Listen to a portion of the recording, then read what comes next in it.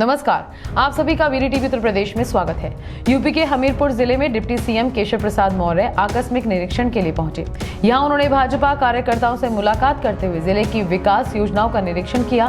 इस दौरान उन्होंने गौशाला पहुंचकर गौवंश को चना और गुड़ खिलाया और पूरी तरह से उनकी देखरेख करने के आदेश दिए।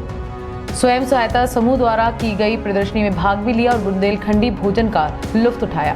हमीरपुर पहुंचे डिप्टी सीएम केशव प्रसाद मौर्य ने प्रेस कॉन्फ्रेंस के दौरान विवादित भाषण के चलते सपा नेता आजम खान को न्यायालय द्वारा 3 वर्ष की सजा दिए जाने के मामले में कहा कि इस तरह की कार्रवाई से देश प्रदेश में कोई भी शख्स किसी के लिए गलत नहीं बोलेगा।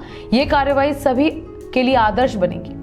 वहीं डिप्टी सीएम केशव प्रसाद मौर्य ने अमृत सरोवर योजना की तारीफ करते हुए कहा कि आजादी की 75वीं वर्षगांठ पर पीएम मोदी द्वारा इस योजना को पूरे देश में लागू किया गया है और आज छठ पूजा के पर्व पर पूर्वांचल में अमृत सरोवर तालाबों में भारी भीड़ जमा होकर छठ मैया की पूजा कर रहे हैं। वहीं सपा सुप्रीमो मायावती द्वारा भाजपा पर हिमाचल और गुजरात चुनाव के लिए 500 करोड़ों की फंडिंग जुटाने के आरोपों का जवाब देते हुए डिप्टी सीएम केशव प्रसाद मौर्य ने कहा कि मायावती को इस मामले में चुनाव आयोग से शिकायत करनी चाहिए।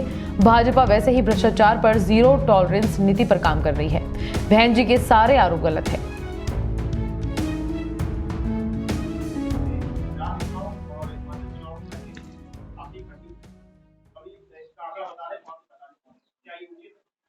देखिए क्या फंडिंग की गई, अगर बेंच के पास कोई सबूत होगा तो वो चुनाव आयोग को देंगे या चुनाव आयोग को देंगे तो चुनाव आयोग पकड़ेगा। चुनाव प्रक्रिया का हिस्सा है।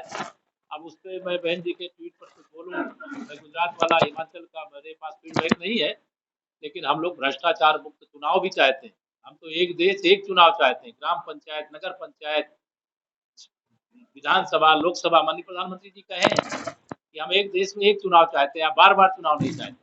लेकिन यह दुर्भाग्य है कि अभी सारे देश के सभी राज्यों में हमारी सरकारें नहीं है, सर्वसम्मति नहीं बन पाती है। अन्यथा इस दिशा में हमारा देश आगे बढ़ जाएगा तो बहुत सारा खर्चा बच जाएगा और विकास और तेजी से आगे बढ़ जाएगा। जी, योजना है और बहुत महत्वपूर्ण योजना है। माननीय प्रधानमंत्री जी ने आजादी के 75 साल पूरे होने पर देश भर में हर लोकसभा क्षेत्र में 75 अमृत सरोवर बनाने का आह्वान किया और उसके क्रम में हर जिले में किया था। उसके क्रम में यह निर्माण का काम तेजी से चल रहा है। आज जो छठ पूजा हो रही पूर्वांचल की तरफ, आप समझिए कि जो अमृत सरोवर बने हैं वहां पर भीड़ लगी हुई और ये सरोवर पहले बनते थे लेकिन बाद में लोग उसको कैप्चर कर लेते थे, अवैध कब्जे कर लेते थे। उनको भी मैंने आज कहा कि अमृत सरोवर जो बन गए उसके बाहर की कोई भूमि अगर वह सरोवर की तालाब की है तो उसको नाप करके चिन्हित कराएंगे।